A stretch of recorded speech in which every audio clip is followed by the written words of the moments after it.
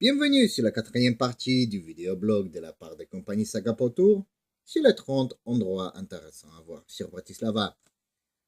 Le soldat napoléonien va vous rencontrer aujourd'hui. Il s'appelle Hubert. Mais où est-ce qu'il regarde? C'est sur la place principale de Bratislava, laquelle on va vous montrer aujourd'hui. Mais retournons au soldat. Son histoire est vraiment intéressante. Pendant l'expansion du Napoléon sur l'Hongrie, Hubert est tombé amoureux d'une fille d'ici et il est tombé amoureux aussi de la région de Bratislava qui lui a fait penser sur la France et il a trouvé la terre d'ici qu'elle est parfaite pour cultiver les vignobles de Champagne. Depuis ce temps-là jusqu'à aujourd'hui en Slovaquie, vous pouvez essayer le champagne qui porte le prénom de ce soldat.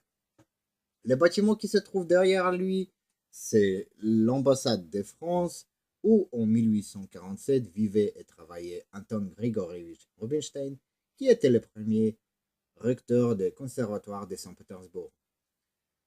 Vous allez voir le bâtiment qui est sur la droite, c'est le palais du gouverneur qui est maintenant le siège du conseil des juges. Et la petite place à côté, c'est la place des franciscaines, mais on va vous en parler dans nos prochains épisodes. Devant vous, vous voyez la vieille mairie de Bratislava du XIIIe siècle qui est un ensemble de 5 bâtiments et de la tour construits dans les différents styles. L'ensemble fonctionnait comme l'hôtel des villes jusqu'au fin du XIXe siècle. Dans l'angle de la tour, vous pouvez voir la statue de la Vierge Marie qui était là pour contrôler que les habitants tiennent propre la place et la ville après les marchés qui ont eu lieu sur la place. Aussi sur la tour, vous pouvez trouver la boule tirée par l'armée de Napoléon et tout en haut de la tour de la vieille mairie, il y a le grand horloge situé sur les 4 côtés qui avait toujours et depuis longtemps le problème de montrer le temps juste. Alors pendant longtemps, il était doublé par un horloge de soleil. À part de l'ambassade de France, sur la place, il y a l'ambassade du Japon et de la Grèce.